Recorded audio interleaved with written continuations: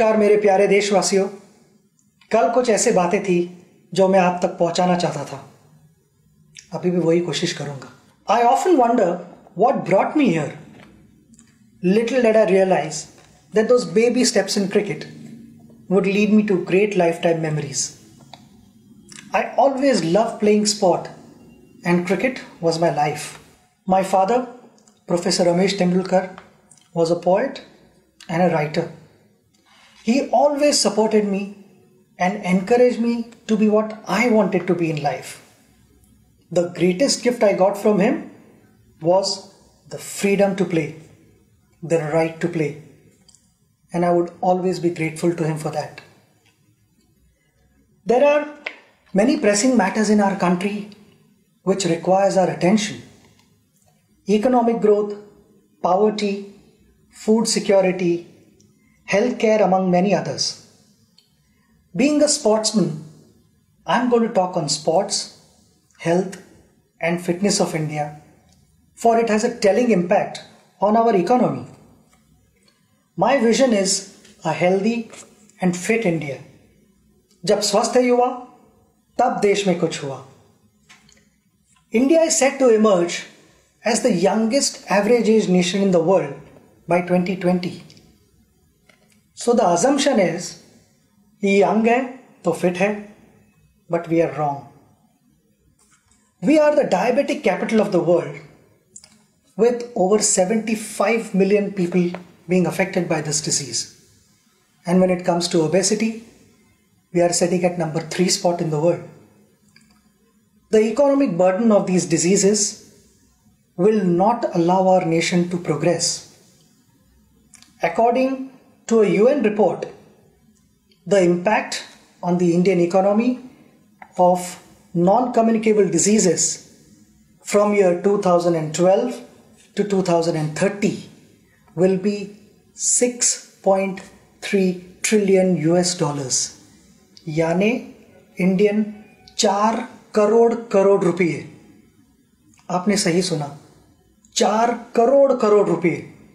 मगर ये नंबर हम सब नीचे ला सकते हैं अगर हम सब ने यही कोशिश की कि हमारी सेहत ठीक रहे, सही तरह से एक्सरसाइज करें और कोई स्पोर्ट खेले, तो बहुत कुछ बदल सकता है.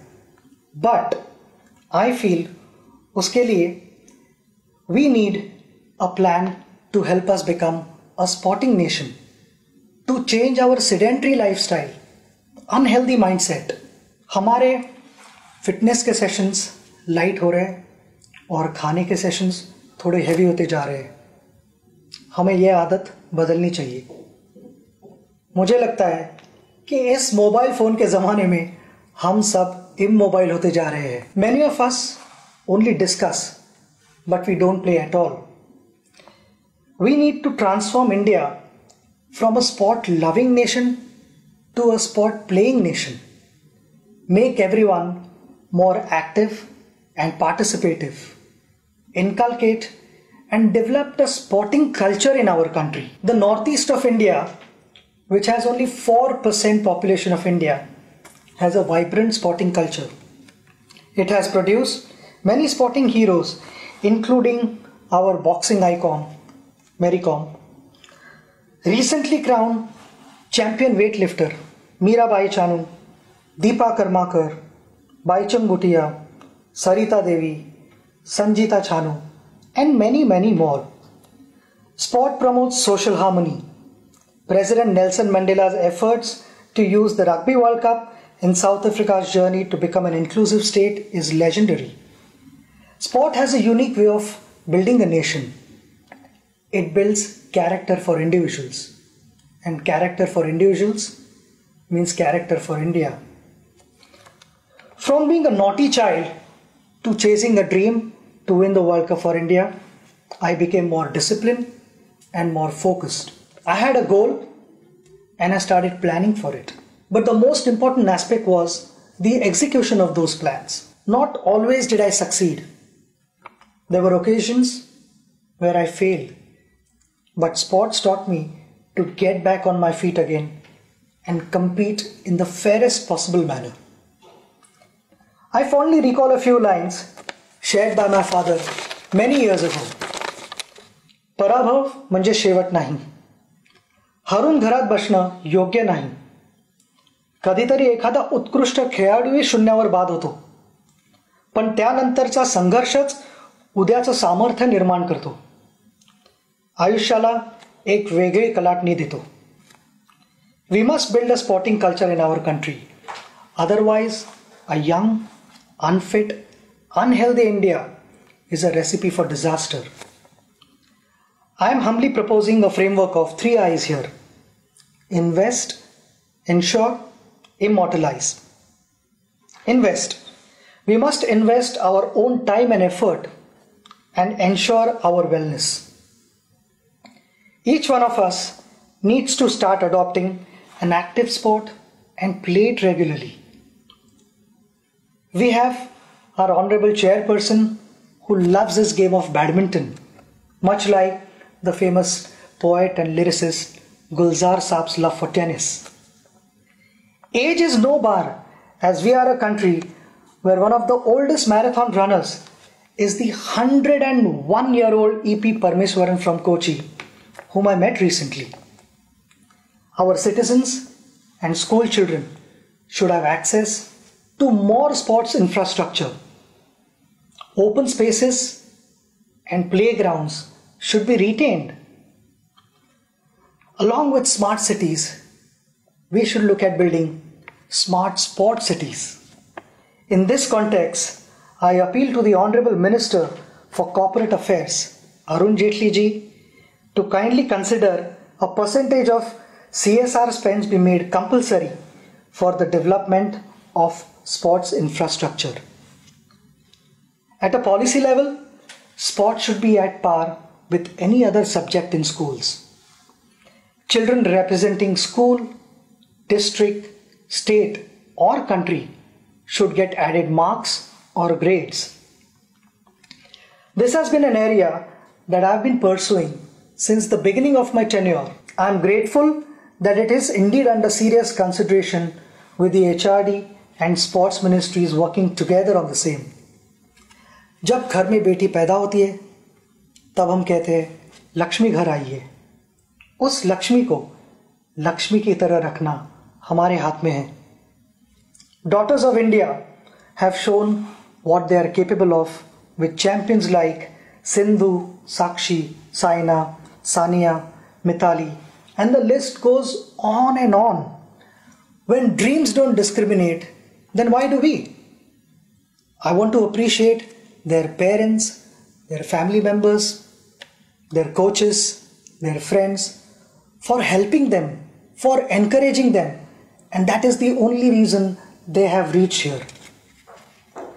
My message to parents is to give equal support and encouragement to their daughters and sons, and they will make them proud. Before the Olympics or a major sporting event, our expectations go skyrocketing. I realize that things are changing for the good and that we have adopted a long-term approach on preparation.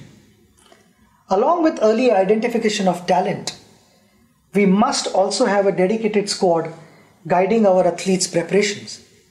And I feel it is extremely important to have a full-time support staff around our athletes, and winning medals should become their target as well. Last year, before the Olympics, one of our wrestlers was traveling to America for better sparring partners and to learn modern methods of wrestling. Could we have got them to India instead and used Digital India to share their training sessions with the rest of our coaches?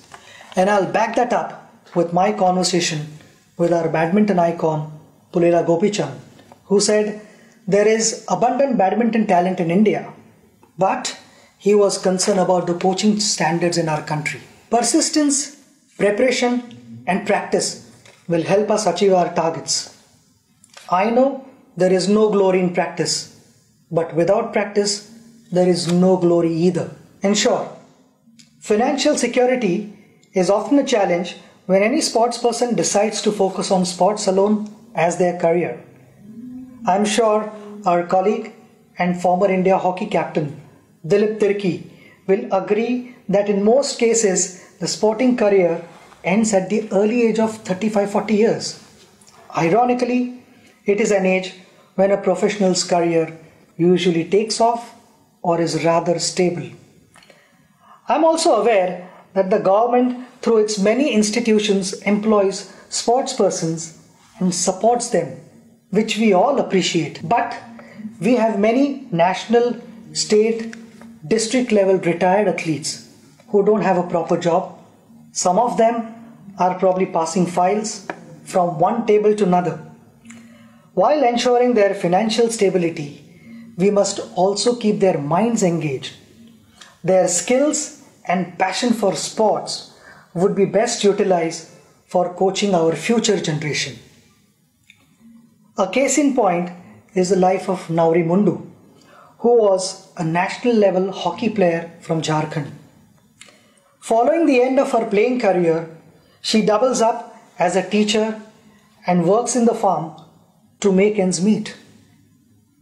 Sita Sahu, a medalist at the Special Olympics in Athens in 2011, is selling golgappas to manage her life. We need to create an organization and engage these athletes to train our school children and identify talent at an early age. There is so much that these athletes have to offer back to our society. It is also imperative to have health insurance for all our national level athletes. The struggles faced by our hockey great Mohammad Shahid in his last days reiterates the need to prevent such unfortunate situations. The life of Shamsher Khan is another reminder of how we have failed our national heroes. The champion swimmer represented India in the 1956 Melbourne Summer Olympics. He finished 5th place, which continues to be the best Indian finish in the last 6 decades. He developed hearing and heart problems, and due to financial constraints, continued to live with these problems till his death. Our national heroes should be able to live a respectable life. Extending CGHS benefits to them is a step in that direction. I appeal to the Honorable Minister of Health and Family Welfare, JP Nadda ji, to kindly consider my request on this issue, which is in line with the recommendations put forth by the AICS. Gold, silver and bronze have appreciated in value over a period of time. However, sportspersons who won gold, silver and bronze medals for India, do we appreciate them enough? Achievements of champion sportspersons like Nawab of Pataudi, Prakash Padukone, Karna Malleshwari, Ajit Wadekar, PT Usha are not celebrated anymore. These champions, our heroes, didn't have the best of everything, but they made the best of everything. Today's generation probably doesn't even know what these champions achieved in their time. Along with what's happening around the world of sport, I think it is extremely important that the youngsters learn about our sporting history. All of us have had heroes in life who have inspired us on various occasions. As a proposed sample, we have compiled a book on some of our unforgettable heroes among many others. I sincerely feel the lives of these champions should be part of our curriculum. Sport has the power to change the world. It has the power to inspire. It has the power to unite people in a way that little else does. It speaks to youth in a language they understand. Sport can create hope where once there was only despair, said Nelson Mandela. In the year 2009, this August House passed the Right of Children to Free and Compulsory Education Bill. It is my humble suggestion that the Act be amended to include the right to play. Sports can be considered an essential and mandated part of the curriculum. Consequently, each child should get the right to play a sport at school. माता पिता जैसे आज तक अपने बच्चों को पूछते आए हैं कि क्या तुमने खाना खाया, क्या तुमने पढ़ाई की, मेरे लिए वो दिन सबसे बड़ा दिन होगा जब इन दोनों चीज़ों के साथ माता पिता अपने बच्चों को ये भी पूछेंगे कि आज तुम खेले या नहीं. I want to thank all of you for listening to me. Together, we can build a sporting culture in India and transform the way we live and play. Jai Hind.